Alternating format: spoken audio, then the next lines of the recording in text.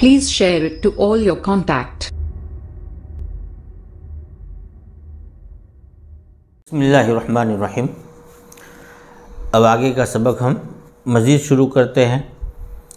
क़ाल इब्नु शिहाबिन फ़अख़बरनी उर्वतु इब्नु ज़ुबैर अन्न रसूलल्लाहि सल्लल्लाहु अलैहि वसल्लम लक़िय ज़ुबैर फ़ी रक्बिन मिनल मुस्लिमीन। इब्न शिहाब हदीस में बहुत इनका नाम आता है। इमाम ज़ुहरी जब कहा जाता है तो उससे मुराद इमाम इब्न शिहाब ज़ुहरी मुराद होते हैं। इमाम इब्न शिहाब फरमाते हैं कि मुझे उर्वा बिन ज़ुबैर ने बतलाया कि रसूल पाक सल्लल्लाहु अलैहि वसल्लम हज़रत ज़ुबैर यानी गोया कि उर्वा के वालिद हज़रत ज़ुबैर से मुसलमानों के एक काफ़िले में मिले। कानू तुज्जारन काफ़िलीन मिन शामी, जो मुसलमानों का ये काफ़िला शाम से तिजारती हैसियत से लौट रहा था। क़फ़ला के माने लौटना। फ़कसा ज़ुबैरुन रसूलुल्लाह सल्लल्लाहु अलैहि वसल्लम व अबा बकरिन सियाब बयाज़िन, तो हज़रत ज़ुबैर ने रसूल पाक सल्लल्लाहु अलैहि वसल्लम और हज़रत अबू बकर को सफ़ेद कपड़े पहनाए। सियाब बयाज़ ये असल में असियाबुल बीज़ मौसूफ़ सिफ़त की तरकीब है, लेकिन इज़ाफ़तुल मौसूफ़ी इला सिफ़त यानी मौसूफ़ की इज़ाफ़त सिफ़त की तरफ करके इस्तेमाल किया।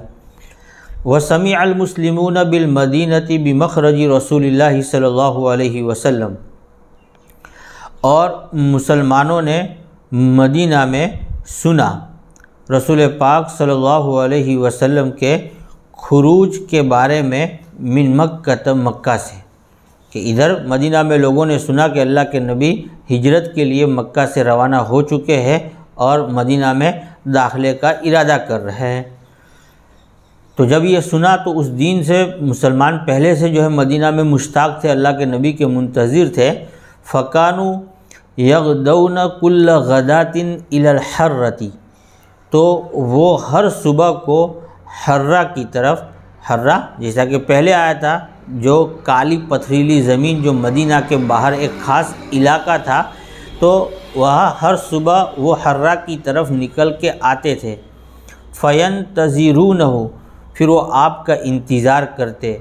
हत्ता यरुद्दहुम हर्रुज़ ज़हीरती, यहाँ तक कि दोपहर की गर्मी उनको लौटा देती। यानी दोपहर तक आपका इंतज़ार करते और जब देखते कि अब दोपहर हो गई है तो अब नाउम्मीद हो जाते कि आज अल्लाह के नबी पहुँच नहीं पाएंगे, और यूँ करके वो वापस चले जाते।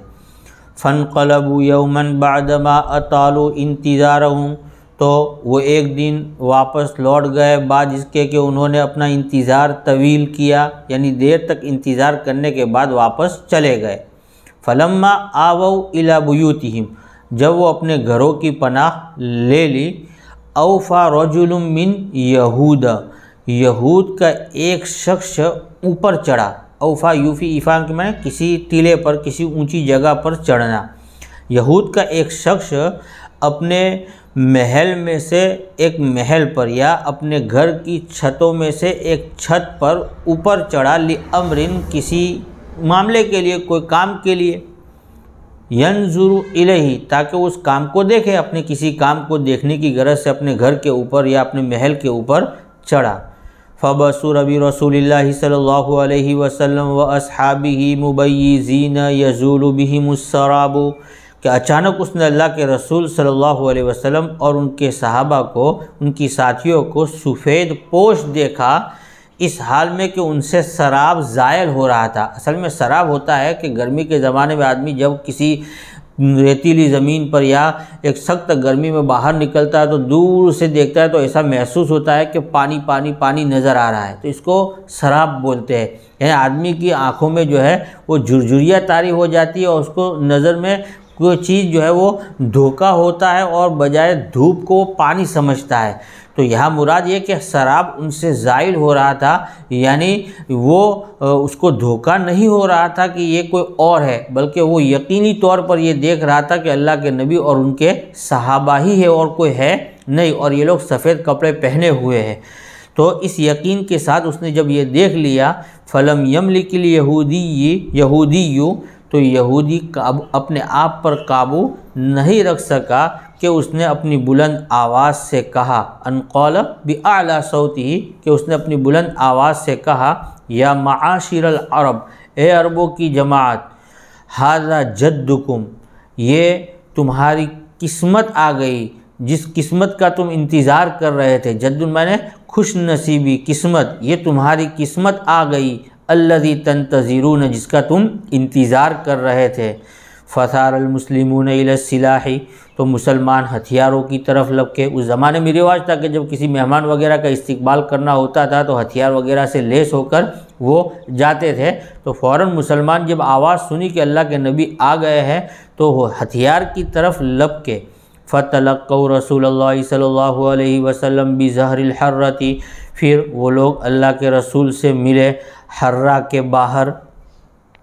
فعدل بہم ذات الیمین، تو اللہ کے نبی ان کو لے کر دائیں جانب گئے، یعنی ایک طرف گویا کہ پورے مجمع کو لے کر گئے، حتی نزل بہم فی بنی عمرو بن عوف، یہاں تک کہ ان سب کو لے کر بنو عمرو بن عوف میں اللہ کے نبی نے پڑاؤ ڈالا۔ وذالک یوم الاثنین من شہر ربیع الاول، اور یہ سارا واقعہ پیر کے دن، ربیع الاول کے مہینے کے پیر کے دن کا واقعہ ہے۔ بہرحال پورا مجمع اس طرح وہاں بنو عمرو بن عوف میں گویا کہ پورا قافلہ پڑاؤ ڈالا۔ فقام ابو بکر للناس، پھر حضرت ابو بکر لوگوں کے لیے کھڑے ہوئے تاکہ ان کو نصیحت وغیرہ یا کوئی خطاب وغیرہ کرنا چاہتے تھے، تو حضرت ابو بکر کھڑے ہو کر لوگوں سے خطاب کیا۔ وجلس رسول اللہ صلی اللہ علیہ وسلم صامتا، اور اللہ کے رسول صلی اللہ علیہ وسلم خاموش بیٹھے ہوئے تھے۔ فتفق من جاء من الانصار ممن لم یر رسول اللہ صلی اللہ علیہ وسلم یجیء ابا بکر، تو وہ لوگ جو انصار میں سے آتے، ان لوگوں میں سے جس نے اللہ کے رسول صلی اللہ علیہ وسلم کو نہیں دیکھا تھا، وہ حضرت ابو بکر کے پاس آنے لگے۔ تفیق یجیء ابا بکر، یوں عبارت ہے، وہ حضرت ابو بکر کے پاس آنے لگے۔ کون؟ وہ انصار صحابہ جنہوں نے اللہ کے نبی کو دیکھا نہیں تھا، یہ سمجھ کر یہ ابو بکر وہی اللہ کے رسول ہے، یہ سمجھ کر حضرت ابو بکر کی طرف سب لوگ لپک رہے تھے۔ حتی اصابت الشمس رسول اللہ صلی اللہ علیہ وسلم، یہاں تک کہ اللہ کے رسول صلی اللہ علیہ وسلم کو دھوپ لگی، یعنی گرمی چڑھتی رہی، دھوپ پھیلی، تو ایک وہاں پر حضرت ابوبکر صدیق رضی اللہ تعالیٰ عنہ نے ایسا طریقہ اختیار کیا جس کی وجہ سے لوگوں کو یہ سمجھ میں آ گیا کہ اللہ کے رسول کون ہیں۔ فاقبل ابو بکر، تو حضرت ابو بکر متوجہ ہوئے، حتی ظلل علیہ بردائہ، یہاں تک کہ اللہ کے نبی پر اپنی چادر سے سایہ کیا۔ تو سمجھ میں آ گیا کہ خادم کون ہے، مخدوم کون ہے، کہ حضرت ابوبکر خادم ہے اور اللہ کے رسول جن کو سایہ کیا جا رہا ہے وہ مخدوم ہے۔ اس وقت تو بہت سے لوگوں کو پتہ چلا کہ اللہ کے رسول کون ہیں۔ فعرف الناس رسول اللہ صلی اللہ علیہ وسلم عند ذلک، تو لوگوں نے رسول پاک صلی اللہ علیہ وسلم کو اس وقت پہچان لیا۔ فلبث رسول اللہ صلی اللہ علیہ وسلم فی بنی عمرو بن عوف بضع عشرۃ لیلۃ، تو رسول پاک صلی اللہ علیہ وسلم بنو عمرو بن عوف میں 10 سے کچھ زیادہ راتیں قیام کیا، وہاں ٹھہرے۔ وَأَسَّسَ الْمَسْجِدَ الَّذِي أُسِّسَ عَلَى التَّقْوَى، اور اس مسجد کی بنیاد ڈالی، چونکہ وہاں پڑاؤ ڈالا تھا، وہاں مسجد کی ضرورت تھی نماز وغیرہ کی، تو وہاں پہلی مسجد جو اللہ کے نبی نے ہجرت کے موقع پر جو قائم کی وہ کون سی مسجد تھی؟ وہ یہی مسجد تھی۔ تو اللہ کے نبی نے اس مسجد کو قائم کیا جس کو اللہ کے نبی نے تقوی کی بنیاد پر، تقوی پر رکھی تھی۔ وصلی فیہ رسول اللہ صلی اللہ علیہ وسلم، اور اس میں رسول پاک صلی اللہ علیہ وسلم نے نماز پڑھی۔ ثم رکب راحلتہ، پھر اللہ کے نبی اپنی سواری پر سوار ہوئے، وہاں ٹھہرے، پھر وہاں سے اب آگے گویا کہ مدینہ کی طرف ابھی داخلہ ہوا نہیں تھا۔ پھر رسول پاک صلی اللہ علیہ وسلم اپنی سواری پر سوار ہوئے۔ فصار یمشی معہ الناس، اور لوگ بھی آپ کے ساتھ چلنے لگے، پورا قافلہ تھا۔ حتی برکت عند مسجد رسول صلی اللہ علیہ وسلم بالمدینہ وہو یصلی فیہ یومئذ رجال من المسلمین، یہاں تک کہ یہ اونٹنی رسول پاک صلی اللہ علیہ وسلم کی مسجد کے پاس مدینہ میں جا کے بیٹھ گئی۔ برک یبرک بروکن اونٹنی کے بیٹھنے کے لیے آتا ہے۔ وَهُوَ يُصَلِّي فِيهِ يَوْمَئِذٍ رِجَالٌ مِّنَ الْمُسْلِمِينَ، اور وہ مسجد ہے جس میں اس وقت مسلمانوں کے کچھ لوگ نماز پڑھتے تھے، یعنی ابھی گویا کہ پورے طور پر وہ مسجد کی شکل اختیار نہیں کی تھی، لیکن وہاں اس مخصوص جگہ کو بنا رکھا تھا نماز پڑھنے کے لیے، لیکن بہرحال وہ مسجد کے نام سے گویا کہ وہ جگہ بن چکی تھی۔ وَكَانَ مِرْبَدًا لِلتَّمَرِ سُهَيْلٍ وَسَهْلٍ غُلَامَيْنِ يَتِيمَيْنِ فِي حِجْرِ اسعد بن زرارۃ۔ وکان، اور یہ جگہ جو اللہ کے نبی جہاں ٹھہرے تھے اور جہاں لوگ نماز پڑھتے تھے، وہ در حقیقت کھجور کا ایک باڑہ تھا حضرت سہیل اور حضرت سہل کا، جو دو یتیم بچے تھے اور وہ اسعد بن زرارہ کی تربیت میں تھے۔ فقال رسول اللہ صلی اللہ علیہ وسلم، تو اللہ کے رسول نے فرمایا، حین برکت بہ راحلتہ، جس وقت آپ کی اونٹنی آپ کو لے کر ہاذا اس جگہ بیٹھ گئی، کیا فرمایا؟ انشاءاللہ المنزل، انشاءاللہ یہی منزل ہے، یعنی گویا کہ اب ہماری ہجرت کا آخری ٹھکانہ، آخری منزل کون سی ہے؟ یہی ہے۔ تو گویا کہ اللہ کے نبی نے یہی پڑاؤ ڈال دیا، اور یہی وہ جگہ ہے جو آج مسجد نبوی کی جہاں تعمیر کی گئی ہے۔ ثم دعا رسول اللہ صلی اللہ علیہ وسلم الغلامین، پھر اللہ کے رسول صلی اللہ علیہ وسلم نے دو بچوں کو بلایا، فساومہما بالمربد، اور ان دونوں سے باڑے کے بارے میں بھاؤ تاؤ کیا، لیتخذہ مسجداً، تاکہ اللہ کے نبی اس کو خرید کر مسجد کے طور پر بنا لے۔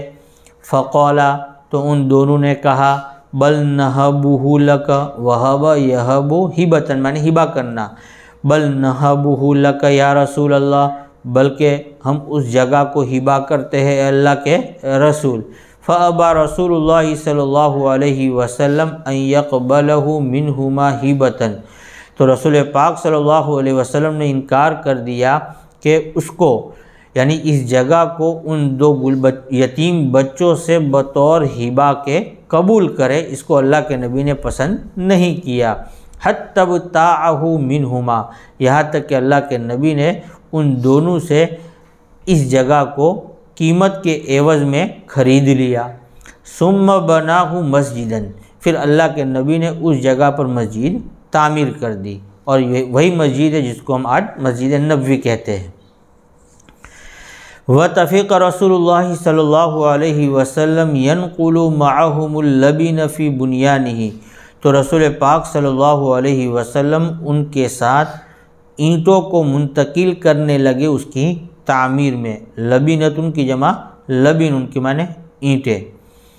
وَيَقُولُ، اور اللہ کے نبی اینٹیں منتقل کر رہے تھے اور کہہ رہے تھے، وَهُوَ يَنْقُلُ اللَّبِنَ، اس حال میں کہ وہ اینٹوں کو منتقل کر رہے تھے، یعنی گویا کہ عام لوگ جو اس میں مزدوری کا کام کر رہے تھے تعمیر میں، تو اللہ کے نبی بھی خود جو ہے وہ تعمیری کام میں شامل ہو کر ایک مزدور کی طرح کام کر رہے تھے، اور اس وقت یہ شعر پڑھ رہے تھے، حاذ الحمال لا حمال خیبر، یہ بوجھ تو ایسا ہے جو خیبر کے بوجھ کی طرح نہیں ہے، وہ تو بہت بھاری بوجھ تھا خیبر میں تو، لیکن یہ بوجھ خیبر کے بوجھ کی طرح نہیں ہے۔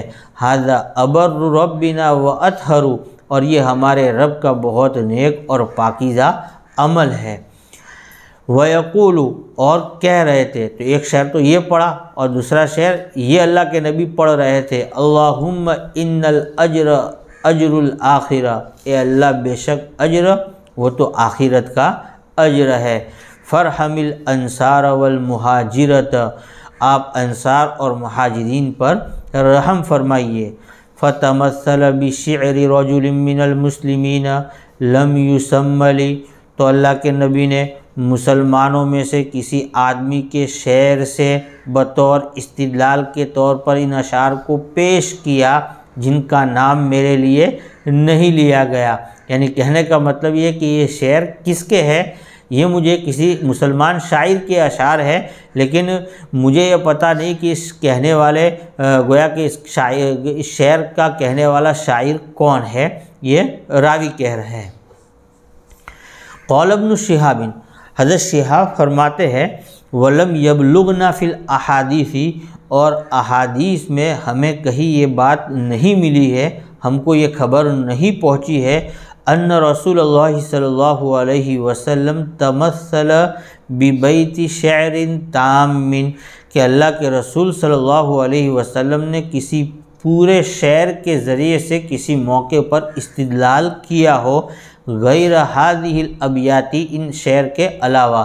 یعنی گویا کہ اللہ کے نبی سے پوری زندگی میں کہیں شعر پڑھنا ثابت نہیں ہے سوائے اس موقع کے، کہ اس موقع پر اللہ کے نبی نے گویا کہ مکمل، بعض موقع پر اللہ کے نبی نے پڑھے ہے لیکن ایک ایک مصرع کر کے پڑھا ہے، پورا شعر پڑھا نہیں ہے، پورا شعر 2 مصروں کا ہوتا ہے، تو یہی ایک موقع ہے کہ اللہ کے نبی نے اس میں پورے شعر بطور استشہاد کے پڑھا ہے۔